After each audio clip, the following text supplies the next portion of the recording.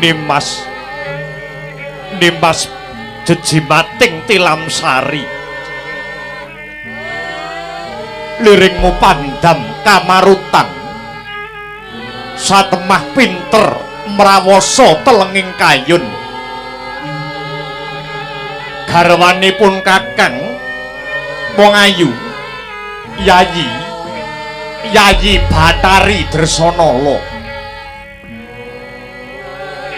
kula nuwun wonten tinimbalan ingkang adhawuh Pangeran Arjuna amiji dumateng ingkang garwa kula pun Dresanala Yayi lungguh kang prayoga ana babagan kang wigati ingkang bakal tak babar wong ayu Dresanala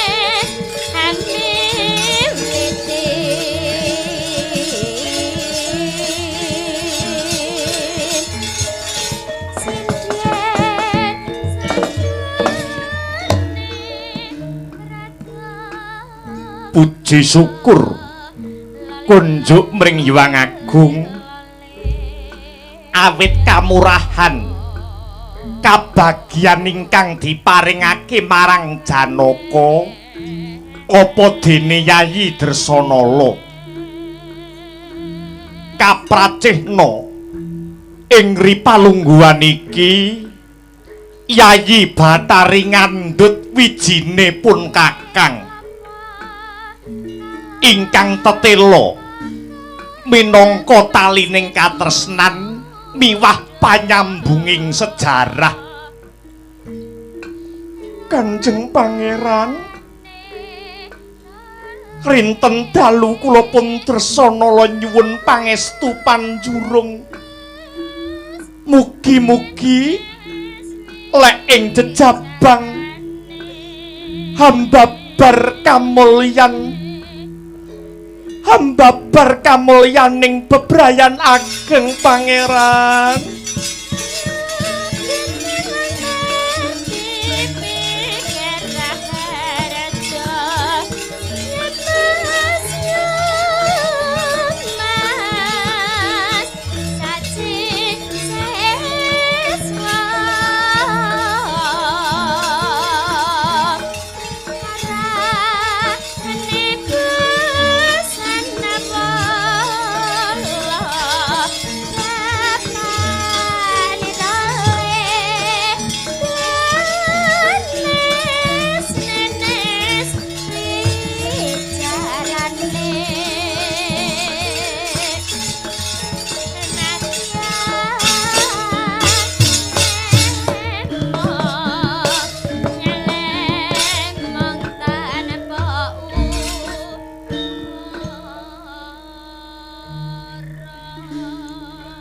Tulusing kasetyan namung kula kunjukaken dumateng Pangeran Arjuna. Yayi, tanpa beda kelawan pun kakang Yayi, rumangsa wis jangkep marming rasa saya-saya bareng ngawuningani lamun to Yayi Bathari wis mbobot sepuh yekti mimbuhi ngrembaka lan ngrembuyung katresnanku marang jeneng sira Yayi Bathari Dresanala. Ngaturaken agenging panuwun dene paduka paring sih katresnan suci dumateng kula miwah jabang bayi ingkang kula kandhut Pangeran. Wong ayu rina wengi sun rewangi cegah dahar kelawan guling ing pengajap muga-muga laire jabang bayi besok bisa netepi marang kekudangan dadiya satriya tanah Jawa pepunjuling jagat minangka pandam pandoming kautaman Yayi Dresanala.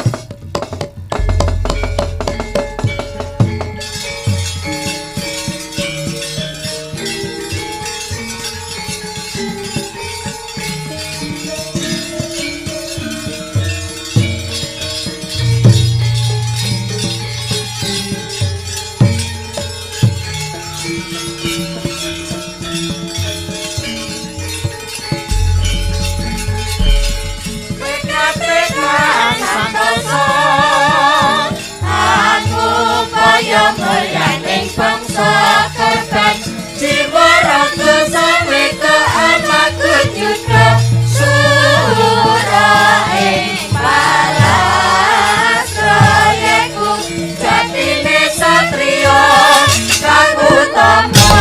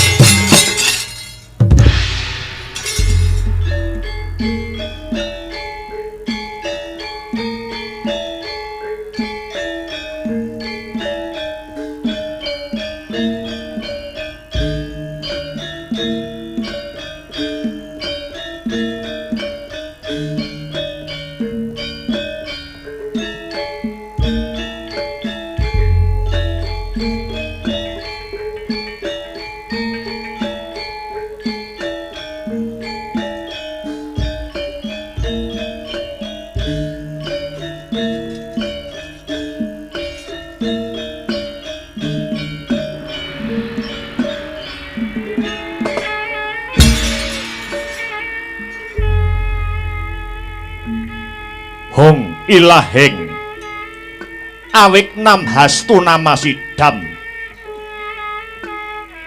hong mengku werdi aduh Gusti ilo tegese walang sangker heng maknane yuang awik nam ora ribet hastu werdine muga-muga namas tegese panembah sidam tegese ingkang maha suci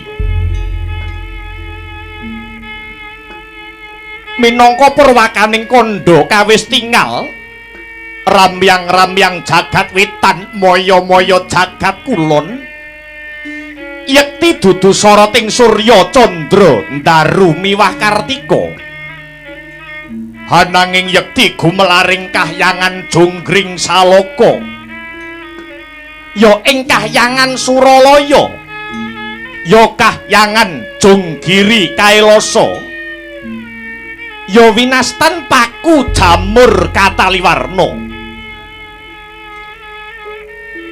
ana padang dudu padanging rina ana peteng dudu petenging wengi nadyan datan hambuga nora kraos lesu nadyan datan ngunjuk nora kraos salit saben-saben amung kaprebawan kuku sing dupa menyan ratus garu rasa mala amrik hangambar gondo arum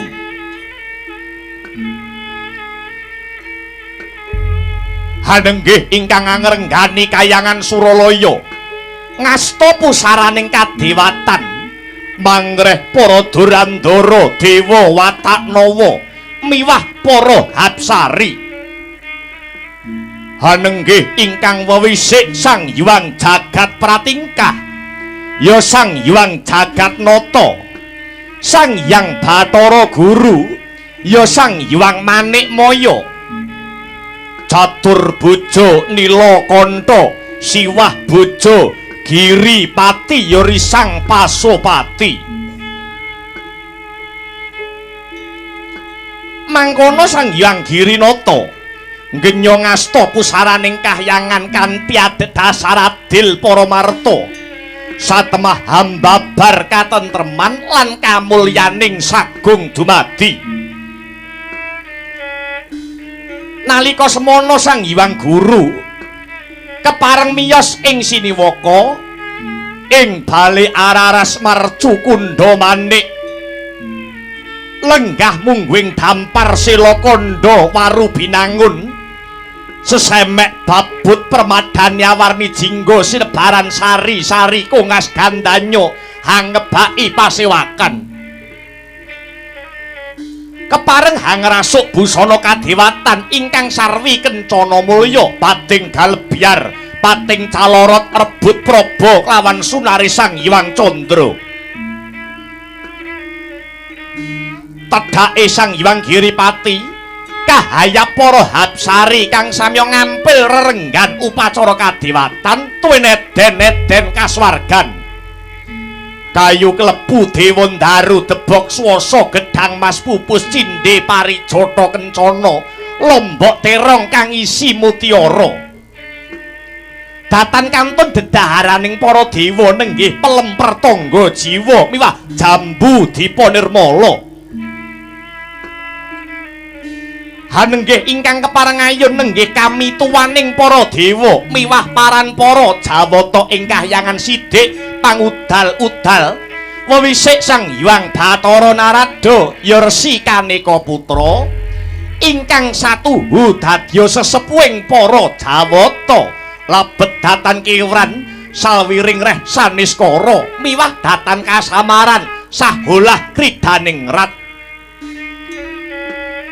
dene ingkang kawis tinggal Mabuka Susilareja putra saking Hyang Guru ing kayangan Salendra Bawana wewisik Sang Hyang Indra ya Surapati sinambet hamblabar pisawaning para Durandara paramdene rep sidhem remanem datan ana kang nyabawa ingkang kapyarsa muhung swaraning gamelan Lokananta ingkang tinabuh dening para Gandharwa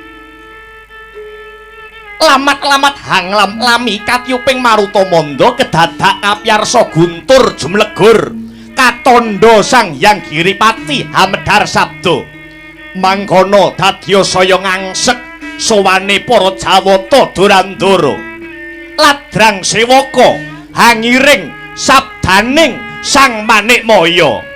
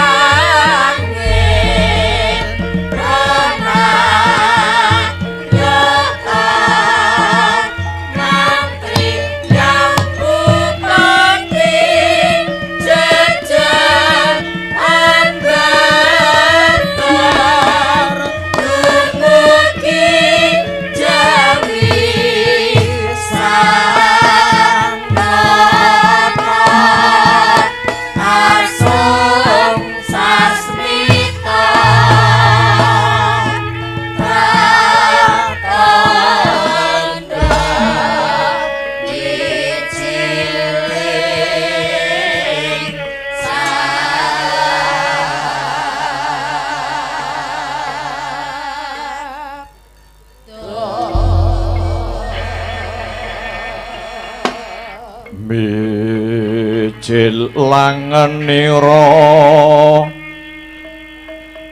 sang nar pati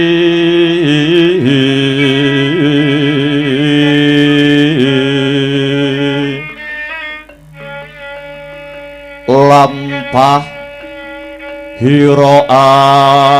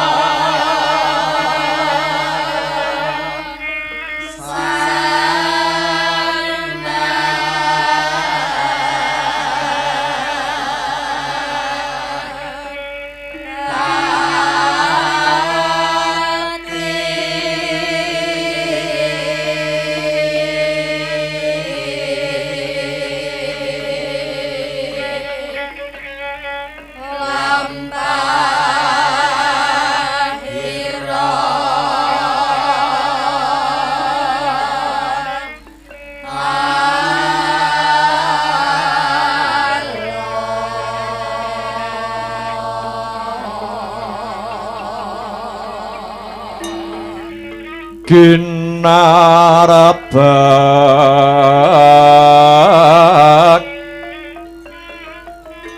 badaya yuwarna nira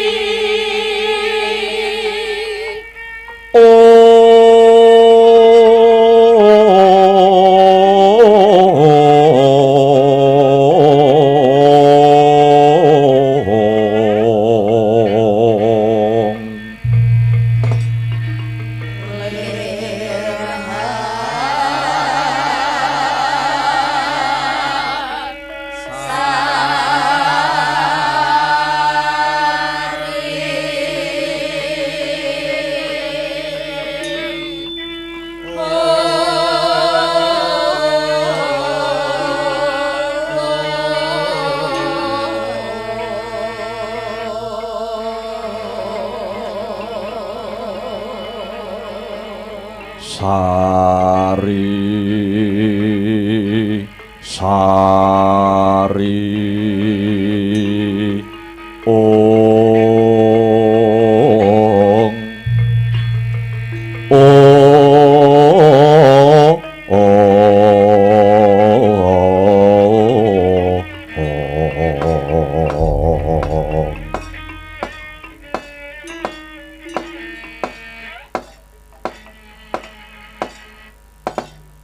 Om awik nam hastu nama sidam mugi rahayu sagung dumadi kawula nuwun sewu kakang Guna Resi Narada pragenjong Pak Pong waru doyong slere buntute aclekater Adi Guru kawula nuwun wonten tinimbalan ingkang adhawuh wanter amiji ingkang raka sithik pangudal-udal kula pun kaneka putra nyadong dawuh Adi Kakang sak sampunipun paduka satata pinarak kalilan kula nyuwun dawuh punapa darunanipun dene kahyangan ketaman goro-goro ngantos hanggeteraken Suralaya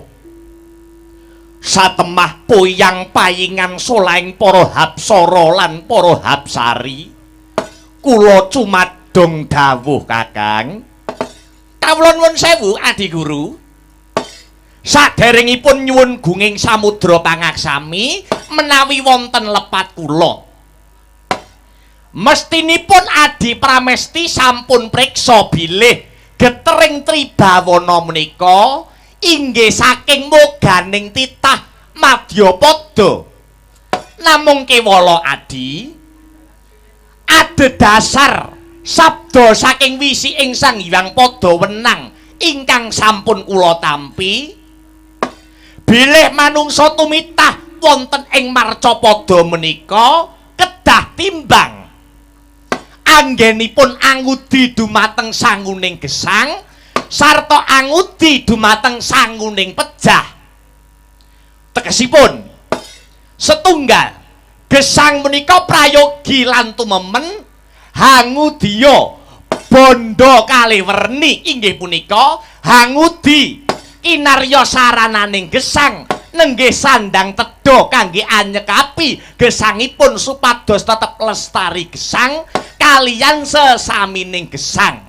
Nah, dene ingkang angka kalih nuwun inggih punika patrap solah tingkah tindak tanduk muna-muni sarta darmaning gesang bab kautaman kangge sangu ing benjangipun menawi titah kala wau tinimbalan dening Gusti ingkang nganyipta jagat Nuwun inggih Kakang. Nanging nyuwun pangapunten Adi Guru. Nyatanipun dinten sakmangke titah Madyapada ingkang upaya kalih warni wau boten timbang. Ing lair boten hangudi kardi, ing batin boten hangesti Gusti.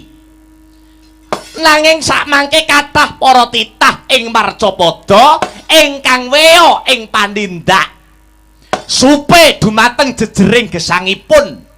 Manungsa kuwi urip saka sapa, urip kuwi arep ngopo, sarta pungkasaning urip arep menyang endi. Mila Tribawana ripalenggan sakmangke ketaman Ruhara, ketaman gara-gara awit manungsa sampun supe dumateng sejatining gesang.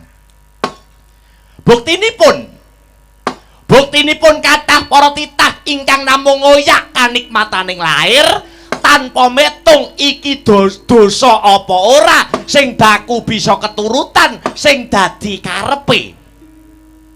Satemah ngiwakaken dumateng darmaning gesang ingkang kedah pasrah sumarah sumende sarta manembah marang purbaning Hyang Agung kanthi nindakaken perintah sarta nebihi wewalering pangeran. Nuwun inggih Kakang. Lan malihipun Adi Guru, nyuwun pangapunten.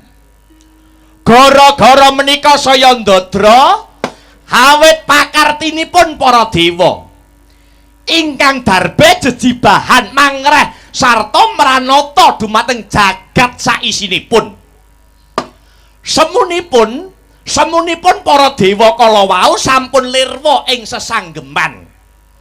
Tegesipun para dewa ingkang pinitaya dening Sagung Kawula Dasih ingkang lenggah wonten ing kursi kadewan mung mikir marang mulyaning diri pribadi lan golongan tanpa migatekake panangise Kawula Dasih. Mongko Adi, dewa menika mapanipun wonten nginggil, tegesipun kedah saged kinarya patuladan. Lah yen dewane padha bobrok morale njur kawulane arep digawa ning ngendi? Nyuwun pangapunten, kula mboten dumuk sinten-sinten nanging ngaturaken witing klapa saklugunipun pancen mekaten lho Di. Nuwun inggih Kakang. Lajeng menggawe Kakang Narada supados prahara punika enggal sirep punapa ingkang kedah dipun tindakaken Kakang. Nyuwun pangapunten, mboten kok nama kula menika mulang muruk dumateng Adi Guru punika babar pisan mboten. Nanging atur kula namung pamrayogi mbok bilih dipun tampi. Jagat punika saged tentrem, jagat menika saged ayem menawi sedaya titahing Gusti wonten ing Marcapada saged netepi darmanipun piyambak-piyambak sarta dados tepa tuladha ingkang utami. Menawi sagung para titah menika saged dados patuladan tumrap diri pribadi, saged dados patuladan tumrap keluarga, golongan minggahipun para bebrayan agung, ula inten jagat menika wontenipun namung ayem tentrem, jenjem permanem nir ing sambikala. Kejawi saking menika Duh Adi kalilan matur. Slendro ingkang raos, slendro ingkang batos. Tribawana ketaman Ruhara menika anyarengi badhe lairipun Sang Wiji Sejati. Anyarengi lairipun Sang Wiji Sejati nenggih woh ing katresnanipun Janaka kaliyan Bathari Dresanala. Menawi Wiji Sejati menika estu kababar. Menawi Wiji Sejati menika estu kababar, yekti badhe hambabar getering jagat, awit menika badhe dados sarana katentreman sarta sumbering pemadang Adi. Bremara reh manguswamya ngambreng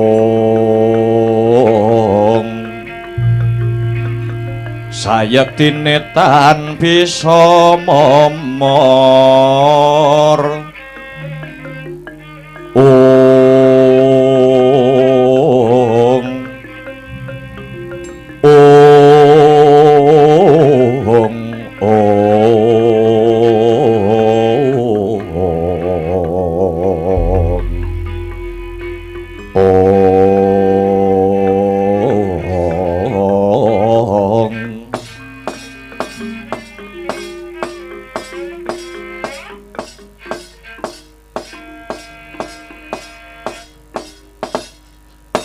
kawula nuwun sewu amit pasang kaliman tabe tinebena saking siku dendaning Hyang Manon bukulun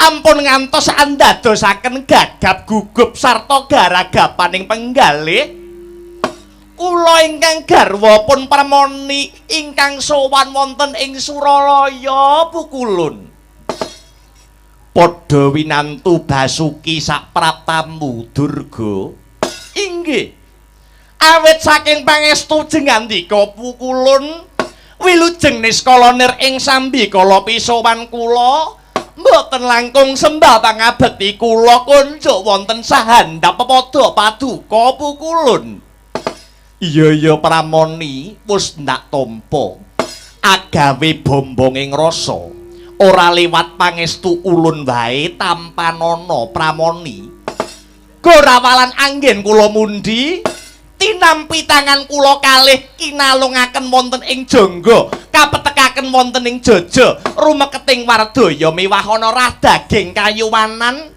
paring pangestu paduka sang adipu kulun Durga katon sumengko pengawak bojro sigra kang mawa gita sowanmu ana ngabiyantara ulun yen tetela ana wigati ingkang kena winedaring akeh mara gage matura sing prasaja Durga pukulun sejatinipun kula menika sampun pekewet menawi kula kedah sowan wonten ing kahyangan Suralaya nanging bobotipun kula tinangisan dening ingkang putra ing Tunggul Malaya nenggih pun Dewa Srani pukulun Dewa Srani yogine Durga atur wuninga pukulun dinten sak mangke ingkang putra pun Dewa Srani sampun anyakra mati ambau denda dados nalendra wonten ing negari Tunggul Malaya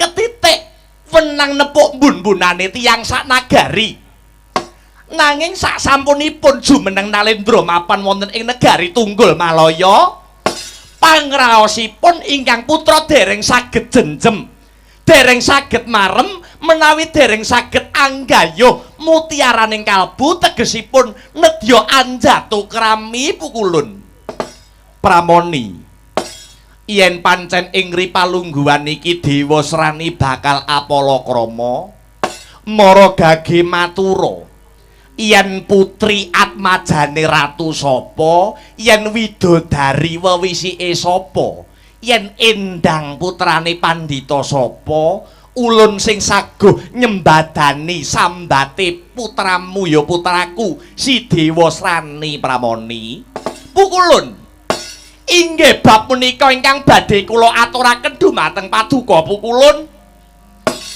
emanipun punika panjangka sarta panggayuhipun Dewa Srani semunipun badal saking paugeran ketitik boten wonten panodya ingkang kuwawa ndongkel katresnan jati ingkang tumanem wonten tumtuming jejantung kejawi namung widodari saking kayangan swarga dahana atmajanipun Sang Hyang Pukulun Bathara Brahma ingkang nami Bathari Dresanala pukulun lenglenging driya mangu mangun gong kanduhan rimang lerlena tanpa kahanin ing lerlena tanpa kanen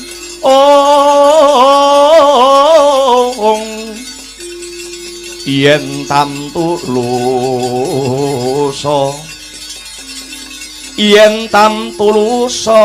mengko sang Dyah Utama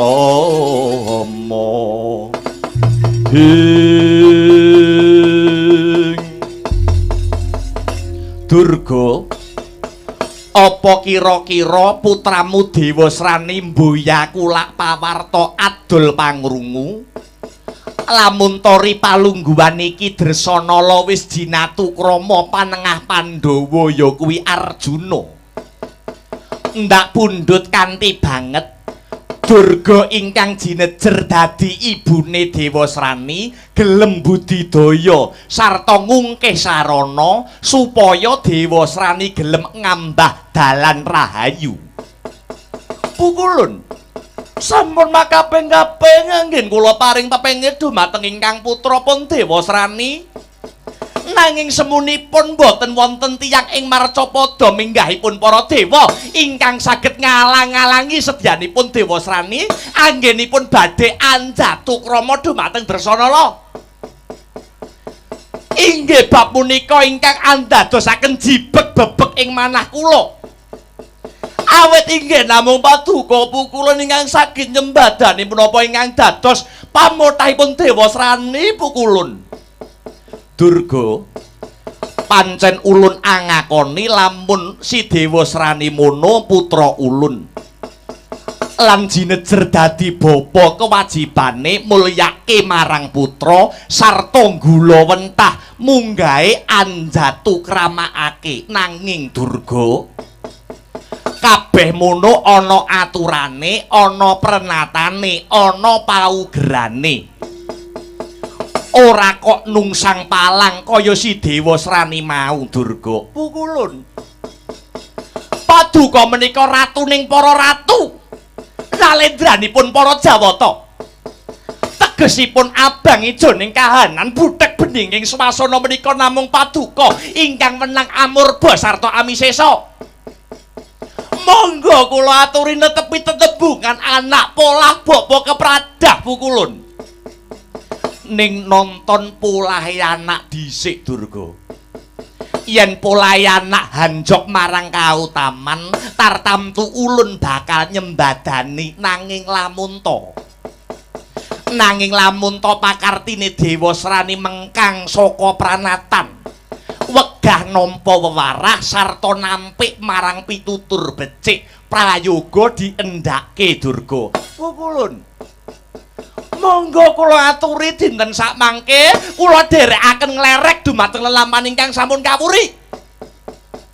Dewasrani menika atmajaning ratuning para dewa.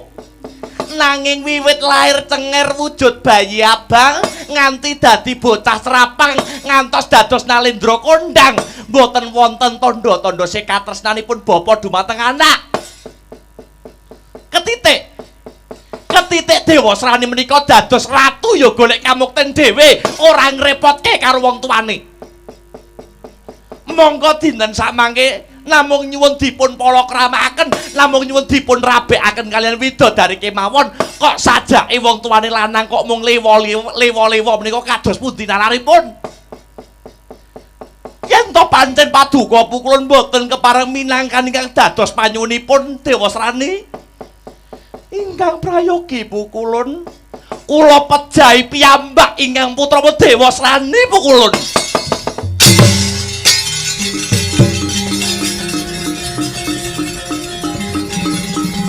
Durga, lungguh dhisik Kang Prayoga. Durga,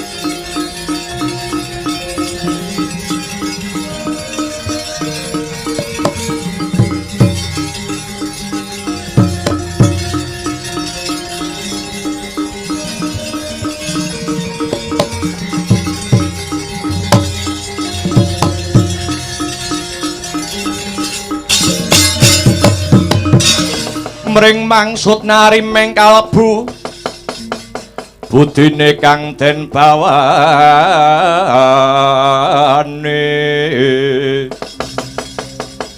wenganing Tyasokarila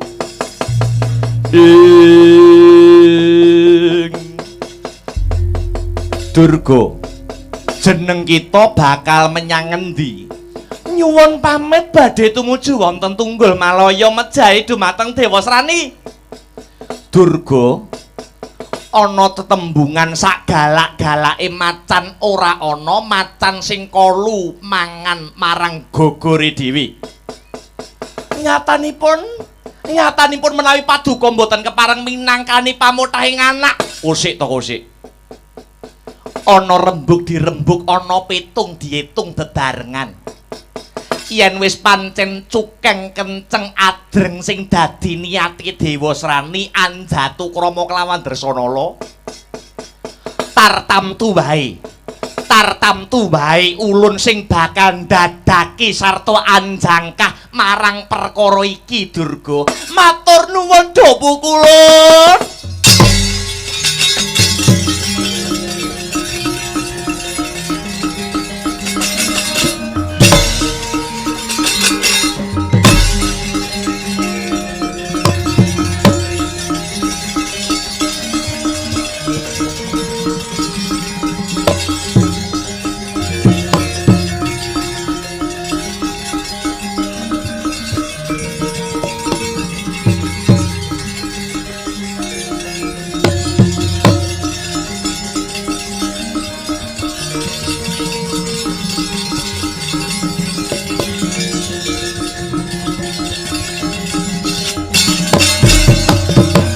Saritane satriya linuwih kang mardi mring kautaman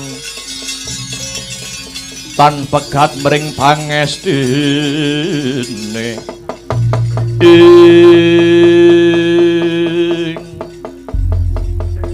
nyuwun pangapunten menawi kula nglemah bengkah nyelo-nyelo nyaru-nyaru wuwus matur ingkang tanpa piniji.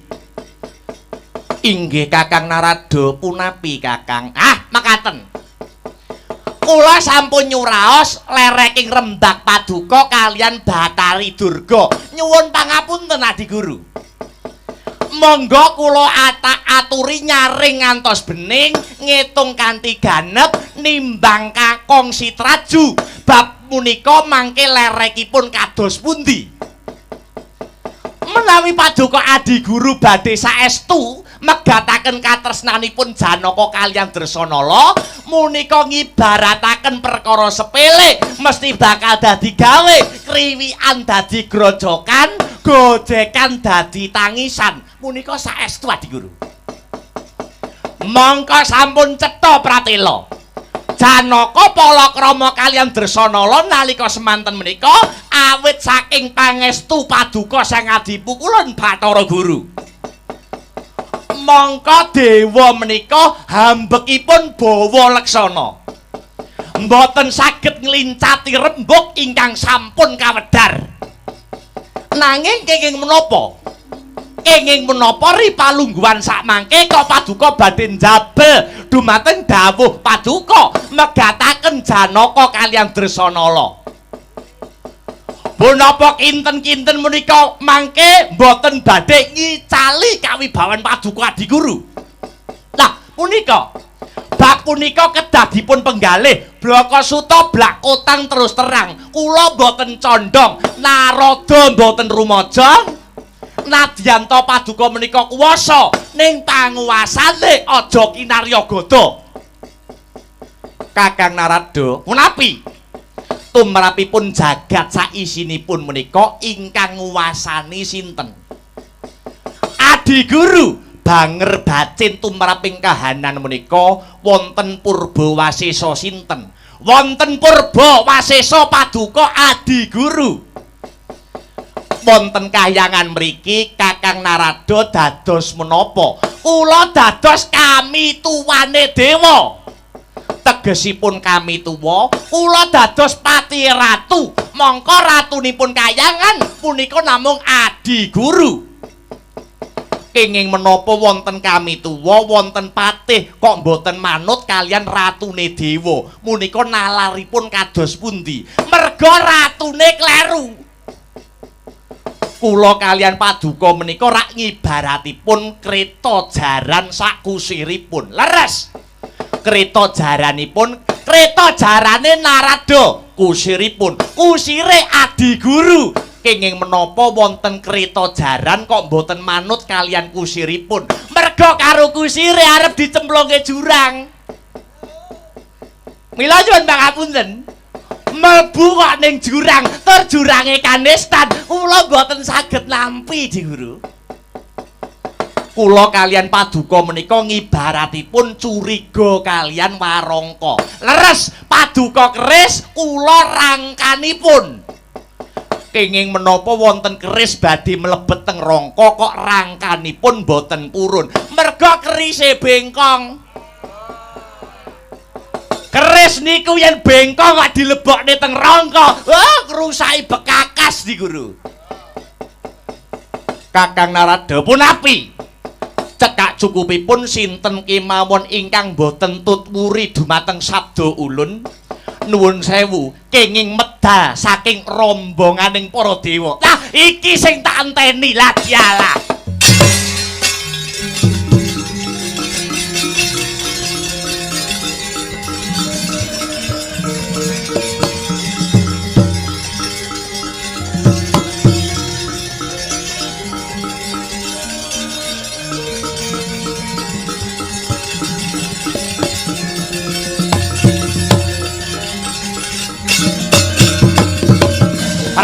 Pragenjong pak pong waru dayong tinegor wong. Ada soto jenenge rombong, untuntek jenenge ompong, rambut dawa jenenge gondrong, duwe bojo ayu moblong tinggal jagong dikeloni wong. Lah iki. Kula sampun tumanggap Adi Guru. Kula sampun tumanggap lereking pangandika paduka tan murunga pangwasane sing digunakake kanggo nyutat lan mitat mbuang sapa wae sing ora gelem nyengkuyung marang keputusane ratune dewa. Nggih mboten. Kula badhe diresafel to. Monggo.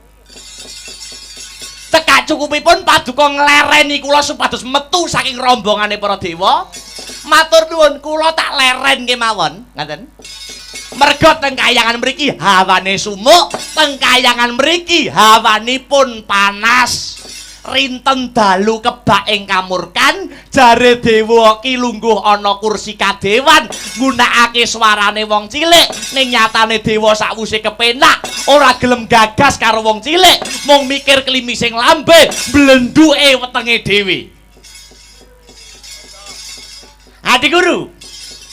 Hukum wonten ing alam donya niku wonten sekawan. Siji hukum adat, loro hukum kodrat, telu hukum negara, papat hukum karma utawi hukum dharma. Hukum adat ana desa nganake syukuran, syarate kudu mujuti sesaji ingkung kebo. Kena disranani tuntut gedang disikili papat, diwenehi sungu niku pun muni kebo, danyange ya ora kenyih. Angka kalih hukum kodrat, srengenge niku panas ning kena disiasati gawe payung utawa gawe capil. Kaping 3 hukuming negara. Punika nggih saya gampang disarati, saya gampang dikawekani. Nadyan to duweni keluputan nabrak kalian hukum lan undang-undange negara, watone duwe pangkat, duweni duit tur pinter micara, mboten badhe bakal kejamah kalian hukum. Saya hukum wonten kayangan Suralaya menika hukume hukum lading. Lading menika menawi mandhap menika landhep, yen munggah niku ketul. Nadyan to duweni keluputan, gandeng manggene ana dhuwur, duweni jabatan, duweni kelungguhan, ora bakal kejamah hukum, kebal dening hukum. Merga lading niku yen munggah niku ketul. Kosok wangsulipun Adi Guru. Lading yen mudhun niku landhep, tegese hukum mung kanggo mbelah karo wong cilik.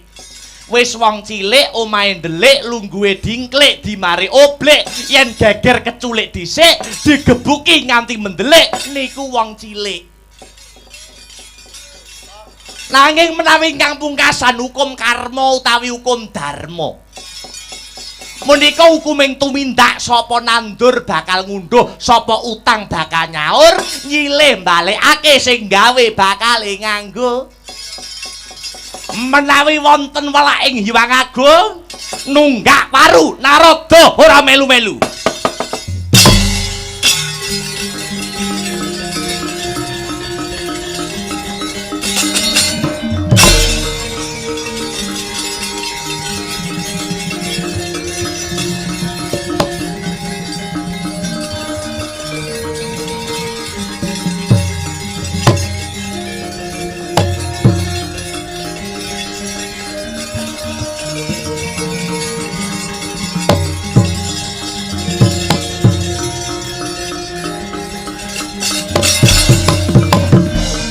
Minggat yo ben minggat.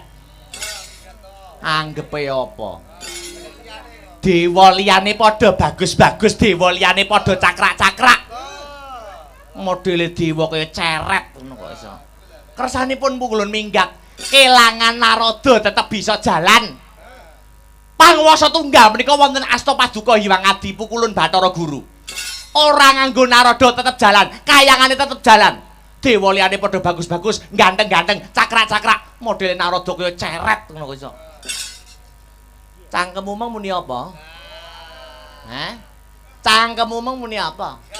Mbok kira aku ora krungu piye? Wong aku jek tekan kono kok. Hah? Kowe ngelokne aku dewa kaya ceret. Kowe ora ngilo karo githokmu. Kowe wong wedok merenges ngono kok. Hah? Kok nyepelekke karo Narada? Bola-bali tak titeni. Kayangan Suralaya angger ketekan Betari Durga, mesti hawane sumuk, mesti hawane panas. Bolak-balik ketekan Durga mesti geger, ketekan Durga mesti gendro, mesti dadi pasulayan. Genggek no. Pukul.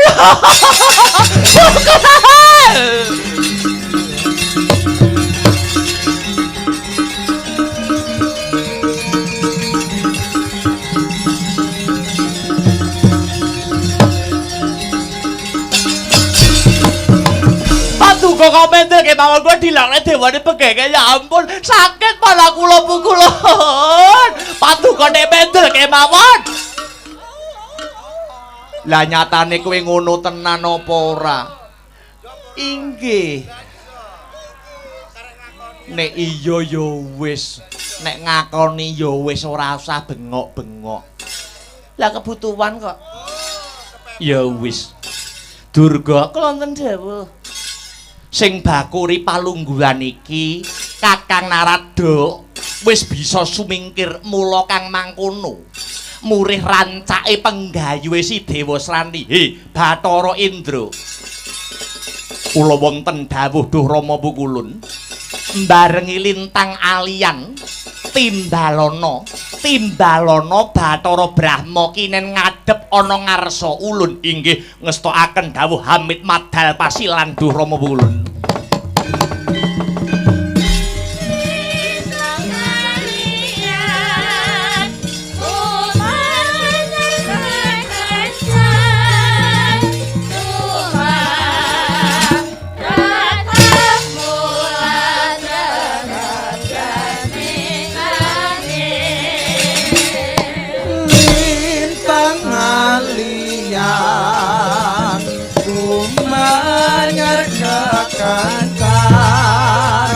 Tumaratap mula terengganing langit Lintang alian kumanyar kekancan Tuhan datang bulan terengganing langit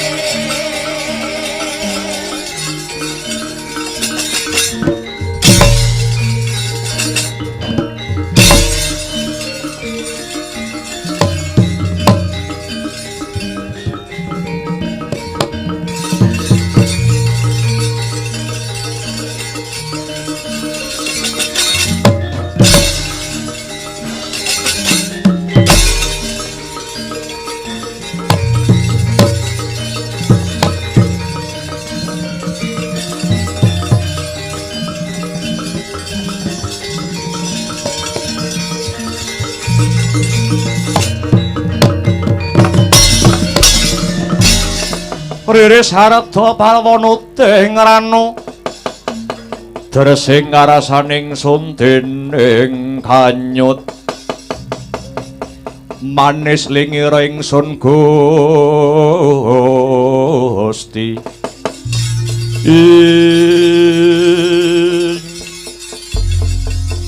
wanter amiji dumateng ingkang putra ing swarga Dahana kalilan kula ngaturaken sumungkeming pangabekti kunjuk sahandap cenila paduka Rama Pukulun.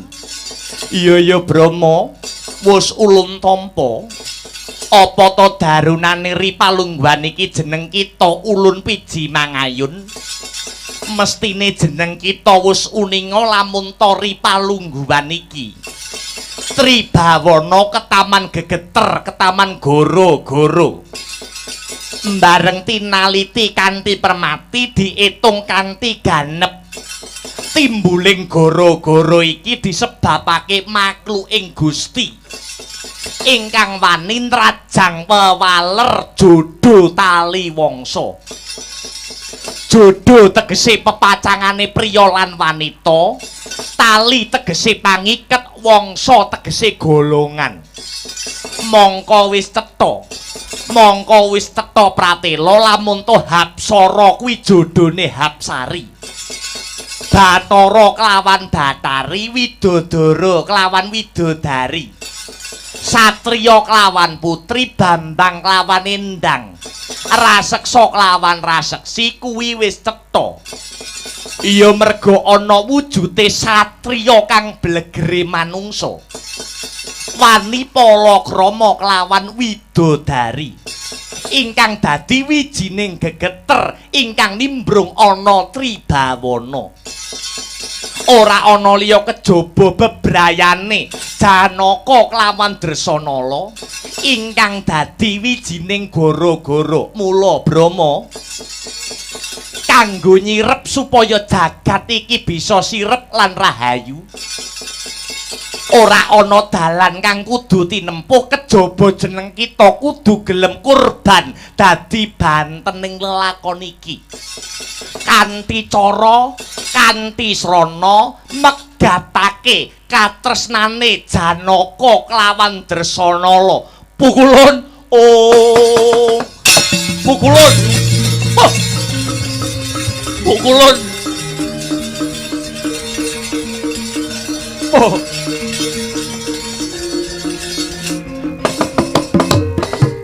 Waduh, Rama Pukulun, jimat sesembahan kula. Kadi sinambring gelap jantung kula dupi kula, mireng sabda paduka Hyang Adi Pukulun. Anak kula Dresanala kaliyan Janaka ingkang dados punjering dahuru ingkang animbrung Tribawana. Pukulun kula nyuwun kawicaksanan lan atur wuninga bilih bebrayanipun Dresanala sakmangke sampun pinaringan nugraha dening Hyang Agung Ketitik anak kula sampun bobot Dresanala sampun ngrebini Pukulun menawi ngantos Dresanala kapisahaken kaliyan Janaka lajeng kados pundi kula mboten saged nggambaraken remukipun manah tumraping anak kula Dresanala kula nyuwun pengayoman Pukulun Brama kala mangsane dewa lan manungsa mono kapengkok perkara loro sing padha abote ya kuwi antaraning katresnan lan kewajiban Nadyanto loro-lorone kuwi mau padha abote nanging jeneng kita kudu bisa milah lan milih ing ngendi kudu ngecakake katresnan lan ing ngendi kudu nindakake kewajiban mongko wis cetha pratela jagat horeg iki merga dayane bebrayan antarane Janaka kelawan Dresanala lamun to Brama lan keluarga kita ora gelem dadi kurban iki mengko tresnane anakmu Dresanala lan Janaka Brama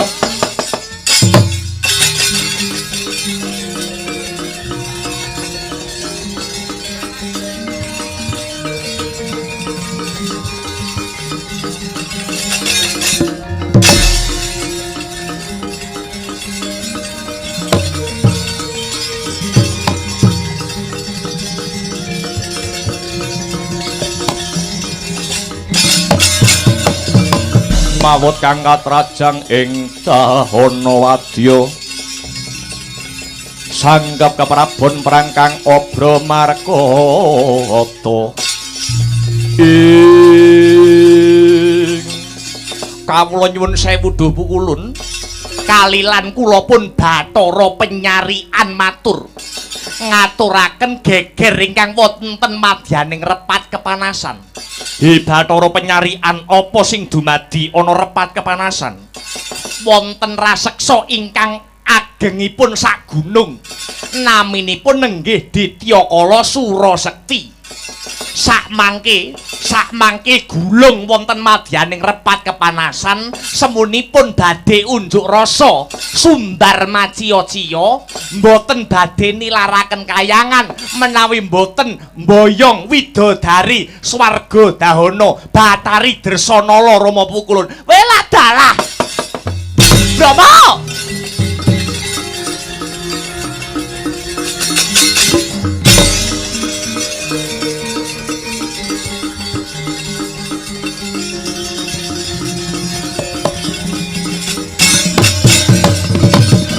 kahanan iki saya ribet, kahanan iki saya ruwet, kahanane saya panas. Yen kowe ora gelem megatne katresnane Janaka kelawan Dresanala, bumi iki bakal entek sejarahe. Buktine apa? Ripalungguhan iki ana madyaning repat kepanasan, ana wujude buta sing jenenge Surasekti ngamuk punggung. Njaluk kelawan anakmu. Yen kowe ora gelem megatke Janaka kelawan Dresanala, bumi iki bakal dadi awu Brama. Aduh mati aku.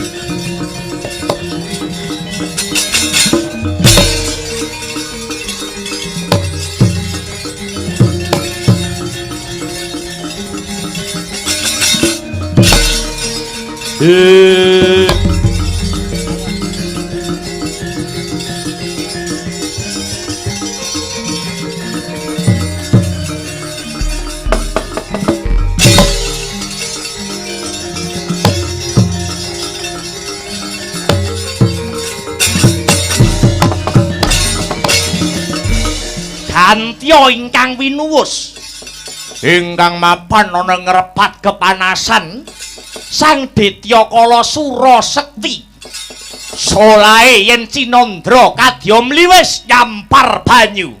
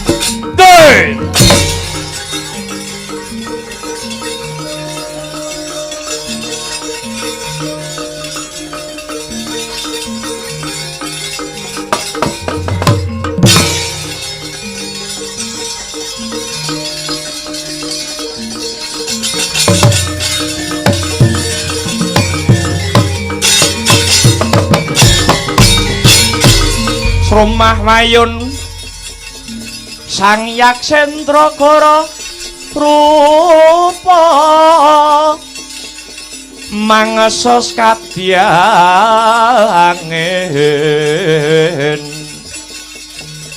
pangsempal kaprapal selo-selo kaplasa satu lumayu mangungsi kagiat kakudo kang jaga bumi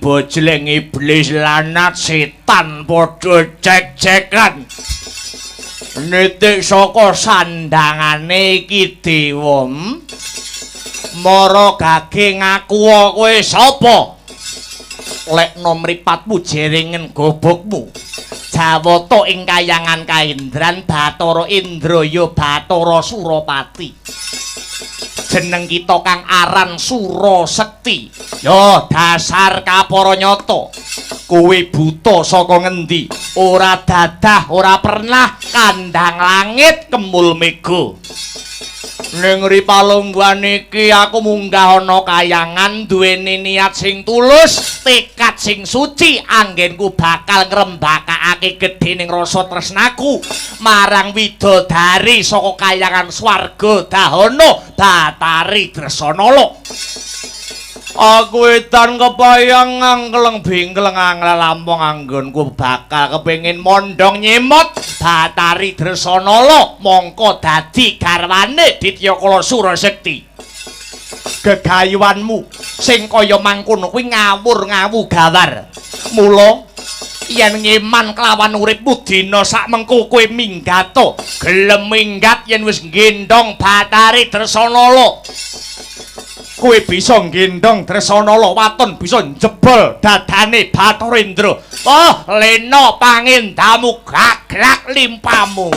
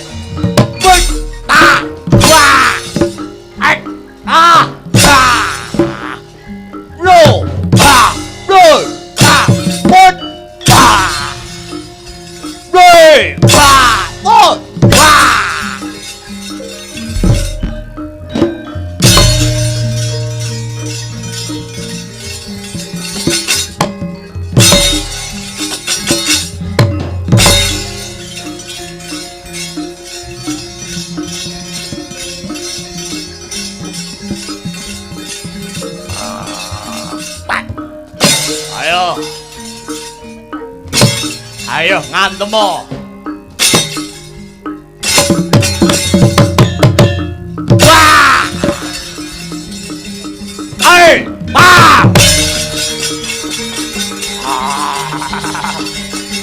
wah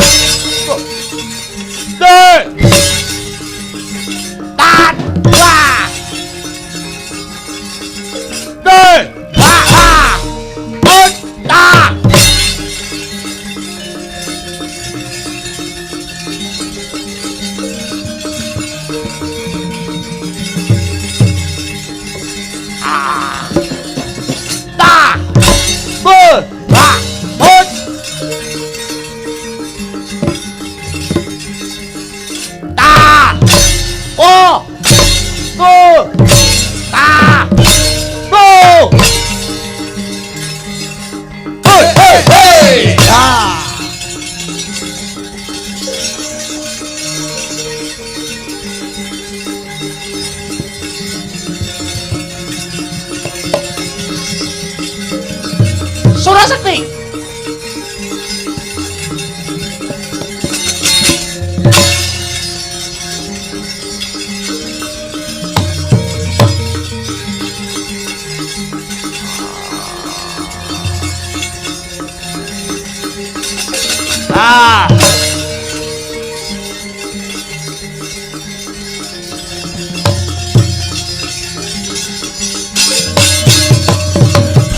Yaksa kura rupa risedeng nalendra yaksa alelaku kang malwalya ingkang ing Surasekti. kula wonten dawuh timbalan Sang Bathari. Ndak takoni. Kowe munggah ana kayangan ki sing mrentah sapa? Paduka Ibu Bathari Durga. Kowe njaluk Dresanala ki sing ngongkon sapa? Kanjeng Ibu Bathari Durga. Kowe ngamuk ning kayangan ki sing mrentah sapa? Paduka Ibu Bathari. Bagus. Kaya sing tak kandhake ana ing ngarep. Iki mung mujudake reka daya rekayasa sanggit rungsit kanggo mbebuthek marang banyu kang bening. Anggonmu munggah ana kayangan wa sing wigati sing diarah ora ana liya kejaba panengah Pandhawa si Janaka. Lamun to ngerti bojone bakal diarah dening wujude buta Surasekti, tan wurunga bakale mubah mbabal sing dadi kanepsane. Manjing ana repat kepanasan, apa sira Surasekti saga mateni Janaka? Sagah ngagem sanget. Kula ingkang badhe ngemah balungipun pun Janaka. Bagus. Waton kowe bisa mateni Janaka, aja kuwatir. Kowe tak usulke ana kayangan dadi Raja Fir'aun yang kedua. Piye ngono? Asik. Raja Fir'aun ki apa? Kirangan. Ora ngerti kok asik-asik. Ning wanti-wanti. Wanti-wanti sing dadi piwilingku. Upamane kowe mengko tanding karo Janaka, kok nganti kowe kalah? Kowe ditakoni karo Janaka, kowe munggah kayangan wani bakal ngrebut si Dresanala sing ngongkon sapa? Upamane ditakoni ngono, kowe aja muni nek sing ngongkon Bathari Durga ya Surasekti. Mboten pareng. Ora kena. Ora ana sing ngongkon inggih saking krenjeting manah kula piyambak. Kowe kudu muni ngono engko. Ngaten. Merga yen nganti kowe matur, lamun sing mrintah Durga ora wurunga, kowe bakal ngorak-arik apa sing dadi jenenge Bathari Durga. Paham? Lho nggih, mangertos Sang Bathari. Muga-muga antuk pengasih saka Gusti Kang Maha Asih. Kirapna Surasekti. Kirapna Wadyabala. Wadyabalamu kabeh. Mbok menawa iki mengko Janaka nggawa kanca kinen ngadepi kowe. Ora sah karo nden gawe. Kowe sak wadyabalamu sing kudu jumangkalan kumrembah nuwun inggih ngestokaken dawuh Sang Tandya Batari. Budhal dina iki Surasekti kumrekang bala lumares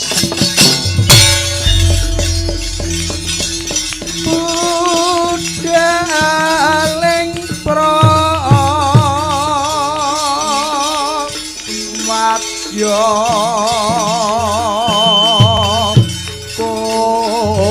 kuswa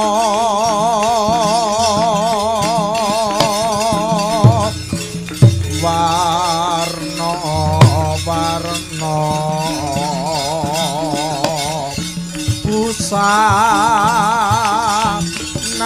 busanane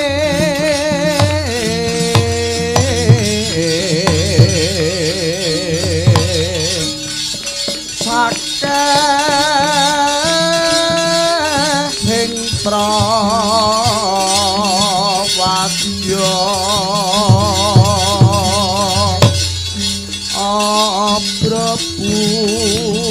abrabusana nira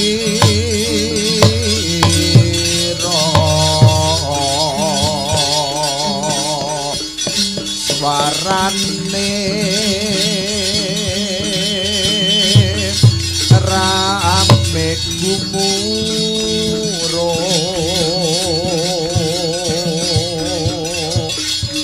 indo ombake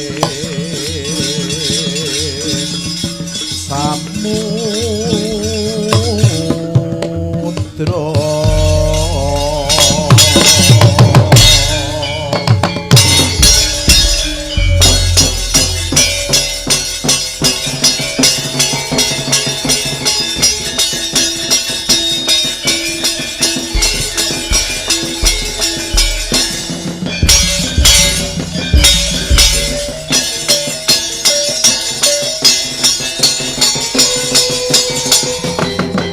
yo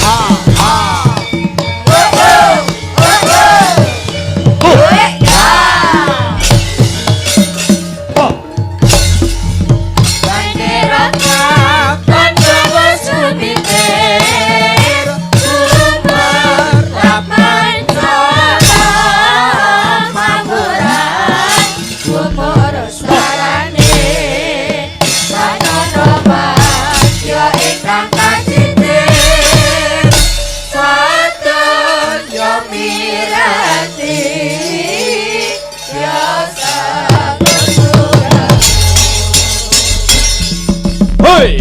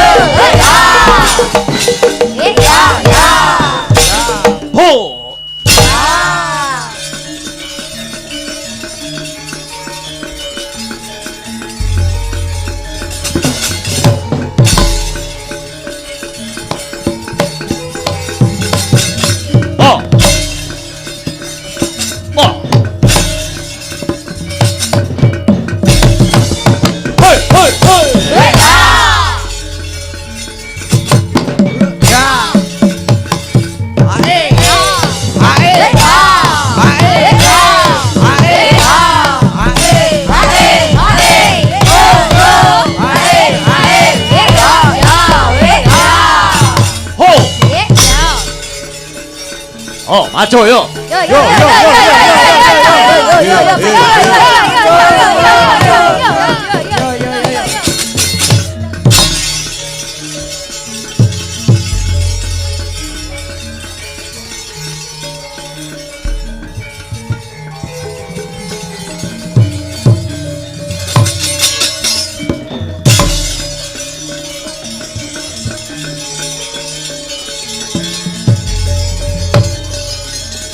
tanpa waton